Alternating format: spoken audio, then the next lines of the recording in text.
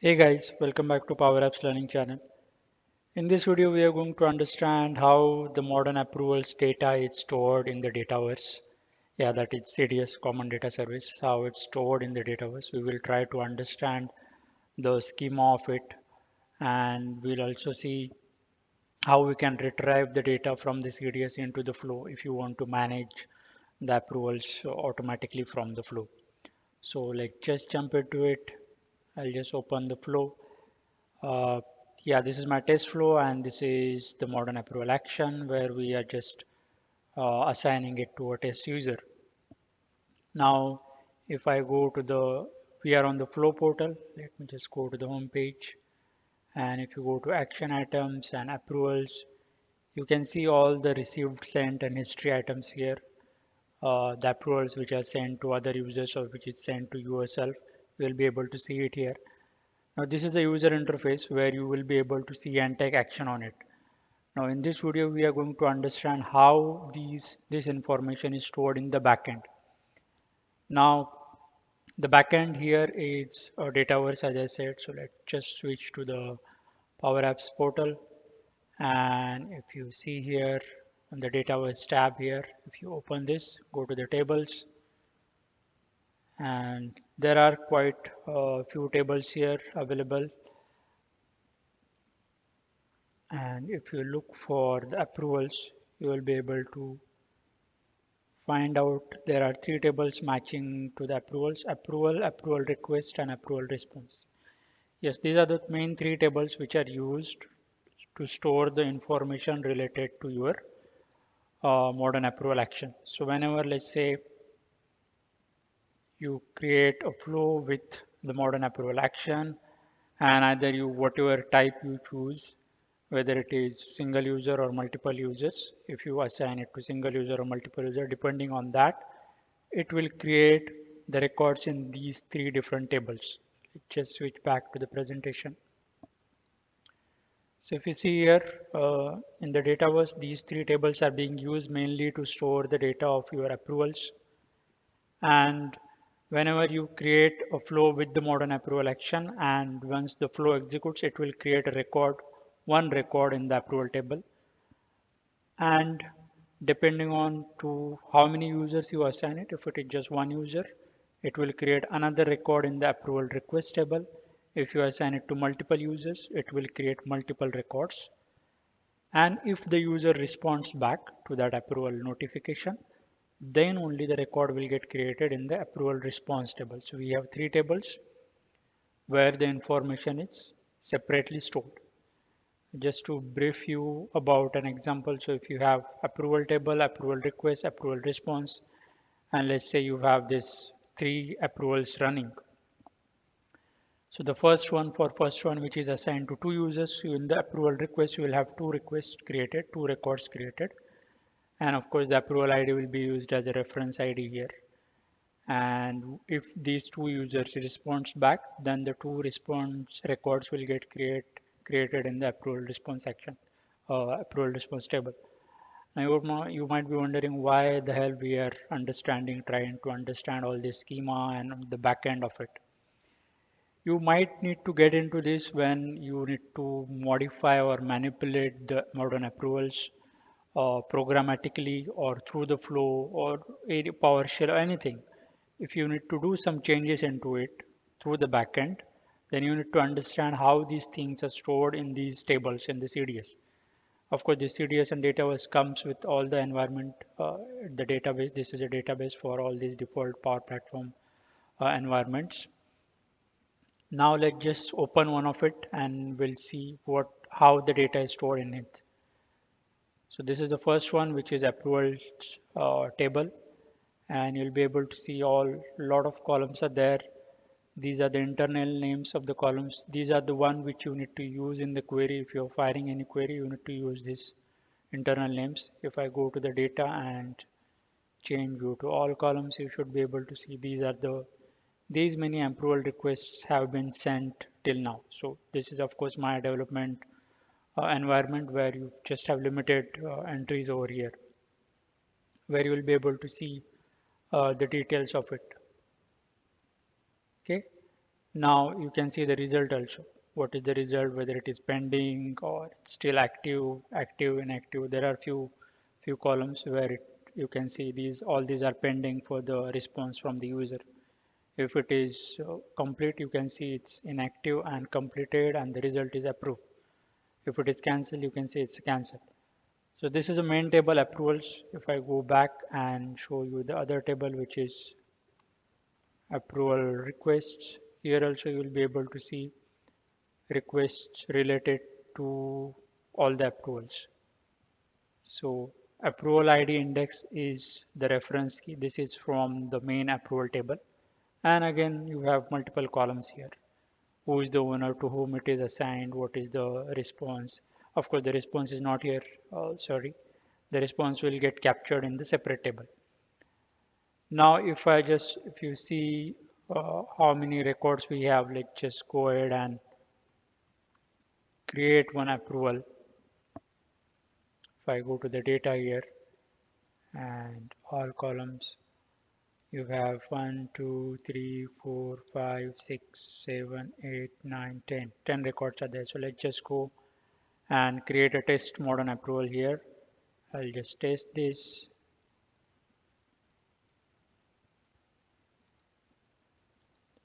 Click on run.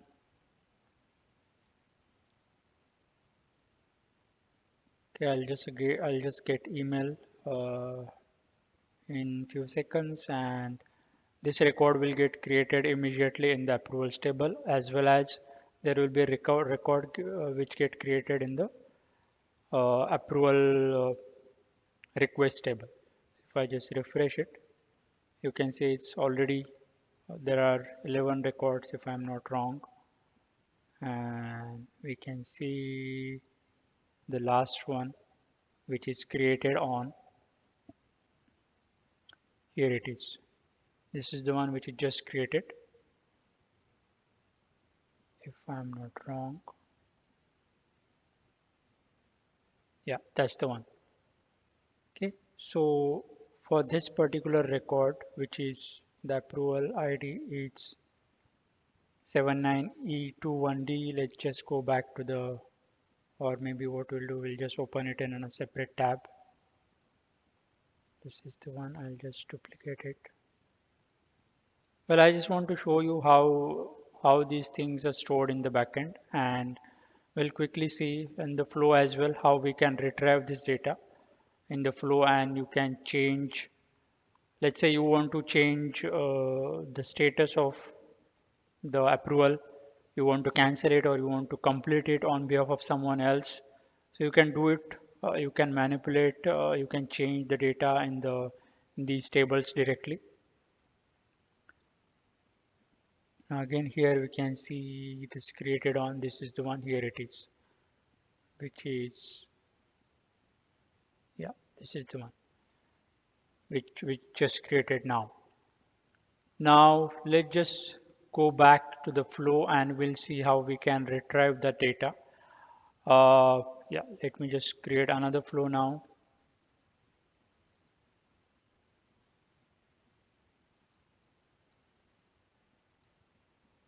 And we'll be using Dataverse actions, of course. And all this is the premium connector. You have to have the per user license, or you can just go ahead and use Azure subscription, Logic Apps. This is all will be handy if you want to manipulate the modern approval actions or modern approvals through the backend on behalf of someone. If you want to take action, you want to cancel it, delete it, update it, you can do that. So you can use update row here. Let's say, let it sign in, and you can choose the table here. So approval, you will be able to select each of it. Approvals, you have to provide the approval ID. I have already uploaded a separate video where we can store the modern approval, the flow instance URLs. Similarly, you can store the approval ID as well. So if you use, there are separate actions available. If you go to approvals, instead of using start and wait, you can use create an approval. This will just send an approval and you get the approval ID, you store the approval ID in your record, and you add a wait there, you can add a delay there. So that way you can get the approval ID. Or you can have the approval ID already stored somewhere, and you can use that approval ID here so that you can modify it. So here you need to provide the approval ID, which is let's say if you have this approval ID here, you need to provide it. For example, let me just get this. This is the one we are looking for.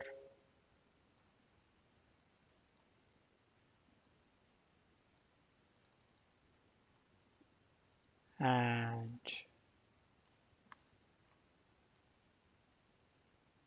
so you have so many columns available here. Now here, mostly it would be status stage. That's what you need to select, and you will be able to change the status of it. You want to cancel it, approve it, and result you can see here. The status is here. So you need to change three columns: status, stage, and status region. So if you do that and just run it, this will you will be able to change the approvals automatically through the flow. So you don't need to, if the user is not available, he is on vacation, you want to skip it, you want to move it to the next level, you want to cancel it, you will be able to do all of that. Or you want to remove the approval altogether. Let's say there are approvals which are orphan, the record itself is deleted, the flow is cancelled, there are approvals which are orphan, you can get all those approvals and just just delete those approvals. You can do that. Also, let's say if you want to get the pending approvals, get records, let's say our list records. So if I go to Dataverse, and you can see there is list rows, you choose the table approvals, and you can write a query here.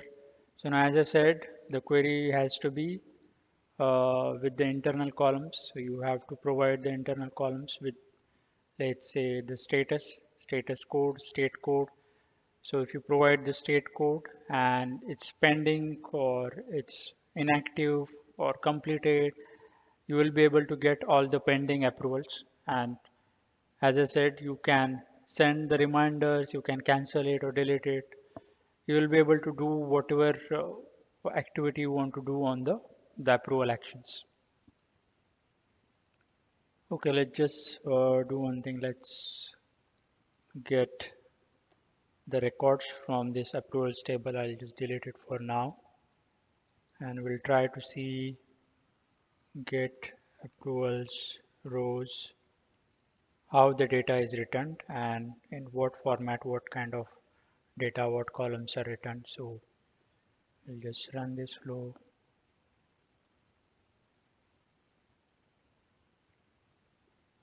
Just 1 second. Scan. And where is the output? Okay. Why can't I see it? Okay, let's just see it here. I'll just copy this in the notepad. Okay.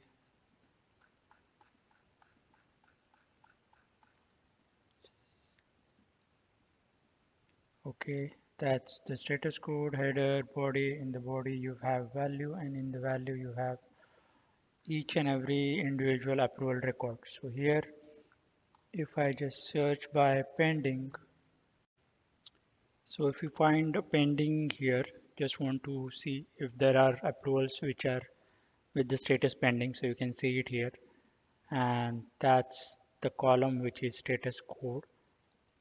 But if you see here, this is a formatted value. This is actually a choice column in the table.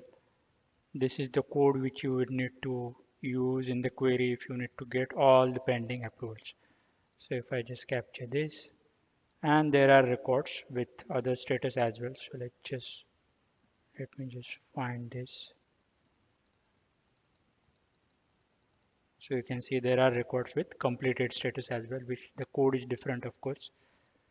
and the cancel as well, so pending. So what we'll do, we'll just copy this and this code and we'll run the query again. So which will give you the pending approvals. So if I show you back and go to the, this is the column, the status region, the internal name is status code, and you can see it's of type choice. You can see it here, data type is choice. If you go to the, these are all choices available here.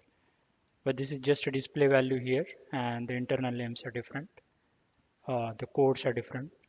So let's just go back to the flow, edit it quickly, and in the filter, status code, EQ, we will add the code directly.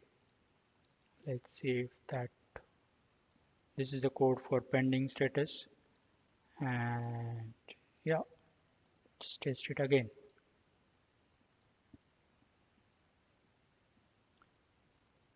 So this query status code is equal to this specific code what we have provided will give you all the pending approvals. So if I go again and copy this, put it back, and again find the status code. So you can see this is pending, pending, pending, all are pending. So there are only pending requests, approval requests which we have got.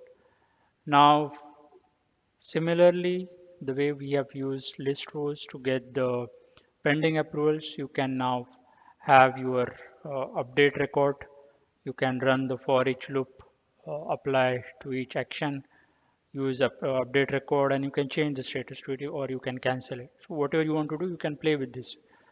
The whole motive behind this, sharing all this, is first you understand how the approvals are stored across these three tables. Then you can retrieve the data and update it if you want to do it as a from the backend. If the users are not available, you want to manipulate the approvals, you want to move the stuck process ahead, you can do that. So yeah, that's what we have seen in the demo, and this is what you can do with the Dataverse action. Of course, it is a premium connector. As I said before, you can use the logic apps and Azure subscription, so it's cheaper if you have the logic apps. Even if you go with the trial version, that in the Power Automate, you can have the trial version as well. As admin, it should be sufficient just to go over it. You can have your own flow which admin can run anytime. Yeah, that's all I wanted to share in this video. I hope this will help you guys. Thank you so much for watching, and stay tuned for the new video soon.